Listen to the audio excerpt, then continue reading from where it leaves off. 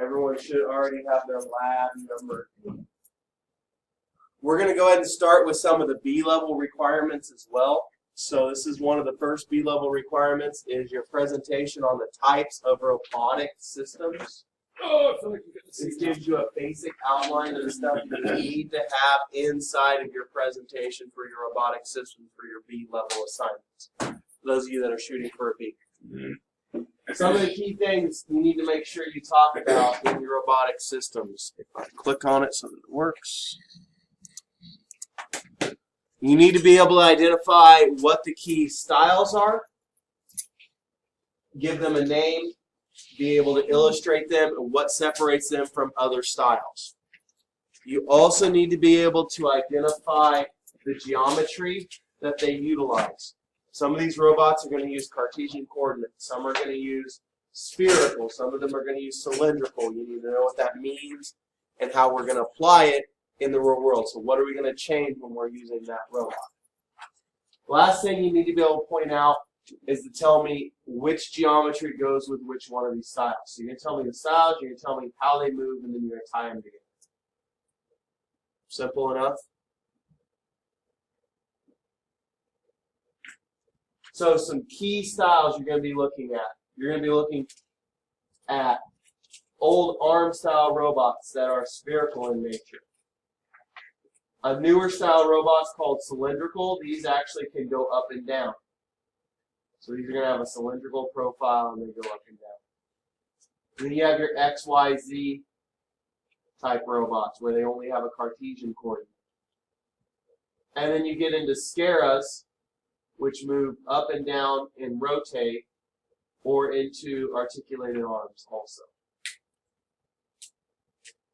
So you should be able to identify those. Tell me why they're called what they are. Be aware of what a mixed robotic system is also. So you need to give at least a few examples for that. So here we're mixing a gantry with an X coordinate along with an articulated arm. What's that look like? Why are we using it? So if it's got a gantry or if it's running on a crane, list out what coordinate system that crane or gantry is going to be running on. You guys already have enough information from the main lecture series to be able to identify and utilize information such as extra axes that are built in the motion group. So clearly, is this going to be one of our normal axes? No. No, so this will be one of our extra axes that we have in our motion group that we have to add. You should be able to, by the time you're done, tie all this together. So a cylindrical robot looks kind of like this in a drawing. What's its workspace look like? And then I want you guys to go so far as to tie in what is the geometric naming of those axes. So you're used to Cartesian coordinates, X, Y, Z, right? That's the robot gang sign. You know X, Y, Z, that's not new. But let's tie in for phi, rho, zeta, or phi, phi, rho, or phi, phi, zeta. What do those mean? Where are we going to tie those in? How many of you guys have seen these coordinate systems before? Anybody? I'm seeing a lot of no's. So let's run through a couple of these coordinate systems. So I don't need to go over X, Y, Z, right? No. Is everyone comfortable with X, Y, Z? Yeah. Anyone not comfortable with X, Y, Z? Okay. Let's look at theta, rho, z. So this symbol and this symbol keep repeating, right? Yeah. These are angles.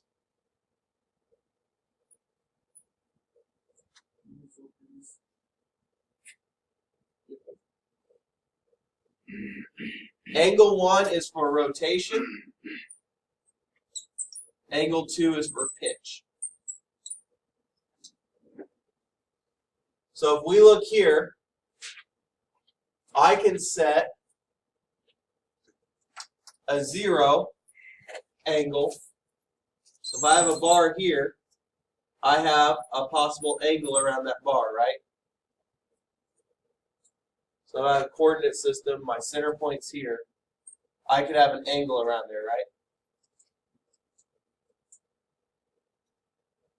So let's say that this is my table.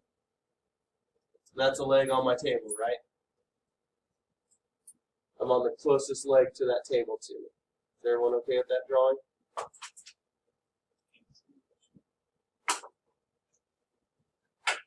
So we're standing at this closest leg right here, right? And I want to rotate. What I'll do is I'll rotate around that point on the table surface. So I'm rotating around that point on the table surface. So what angle do I want to rotate? Give me an angle. 25 degrees. There we go. So looking down from the top, I'm on this table, right? I'm here on the corner. I rotate my 25 degrees.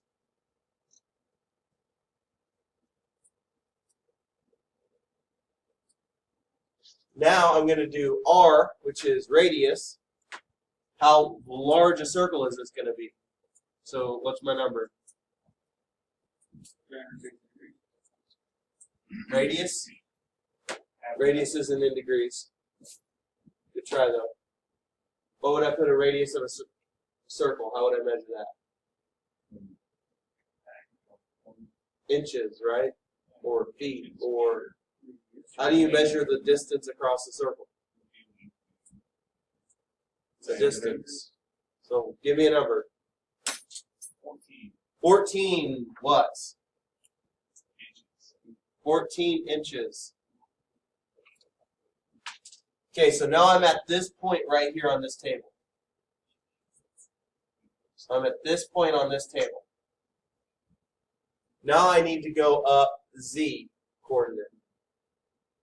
That'd be a distance. So what's my distance? I come up 6 inches.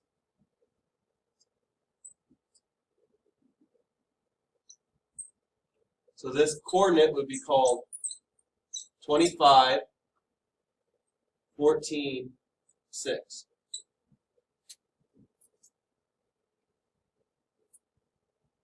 In cylindrical.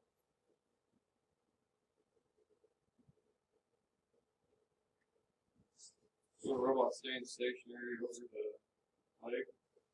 Yeah. Just moving the arm like that? Yeah, so it's a cylindrical robot. So it is stuck on this leg. Okay. It is stuck on its leg, which is why we put it over the leg of the table. And it can only do a circle, up and down, in and out. So its work envelope is a cylinder. So we call it a cylindrical robot. Gotcha. Now we're learning stuff. Now, if you look, the Scara robot is kind of like a cylindrical robot, right? Mm-hmm. Except for it has a second arm that has a second cylinder. So if you come and look, our cylindrical robot would have cut off straight like that, right? What extra do you get from having a Scara? A little bit more. Make it round. You get that extra roundness from the secondary arm. So you have 2 cylindrical arms, one on top of another. That's your Scara robot.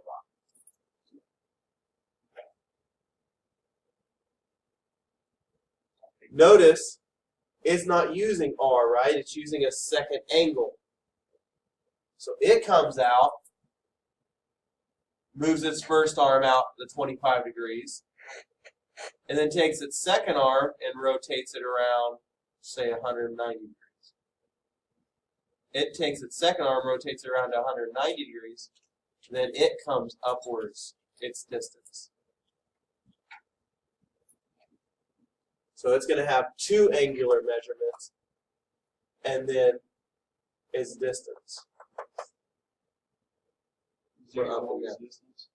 Huh? Z is always distance. Z is always distance, X is always distance, Y is always distance. What's the R again?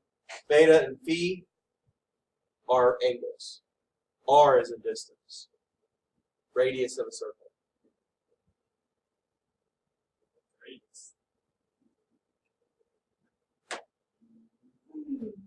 You guys think you understand the geometries now? You got enough of a primer that you can go out and find the information you need? Okay. If you are planning on doing B-level work, we're going to do our presentation for this next Wednesday. So that gives you 3 solid days of notice. You have downtime in class while you're waiting on your robot turn. You can be working on this. Everyone comfortable with what you have to do for the B-level presentation? Just break all that down. Yeah, break all that down and explain. Just show that you understand it. You said you had all the information in the book you got? Yep, if you bought the little robot book, it's in there. I've got a couple copies that I floated around the classroom. That's the spiral bound. The little spiral bound white scholastic press. They're like $50 at the bookstore if you don't have them. Is it group presentation or singular? Singular presentation, because I can't guarantee the whole group signed up for the same day. He told us there. Yeah, we all did. You were there. Yeah. Make sure your group is almost the same grade. It's a good idea, is what I said. I didn't say it was required. But yes, I did say it was a good idea. Any other questions about presentation?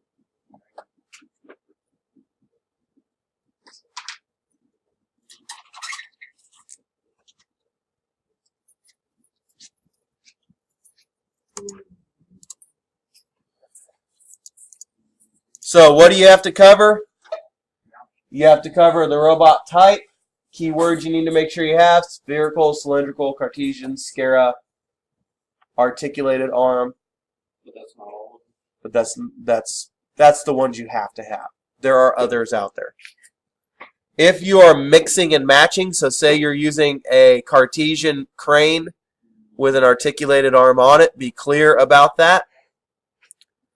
Be sure to indicate what the geometry is. Don't be afraid of using your symbols. If you need help with your symbols, Google alt code. And that'll have how to get every single one of those symbols in Microsoft Office for you on there. And then tie those together. Basically, you are going to show us this information right here.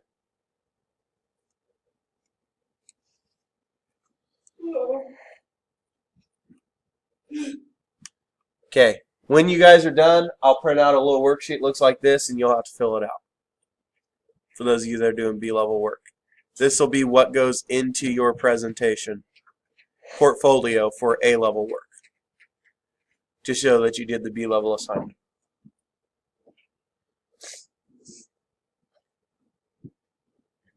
Okay, any questions?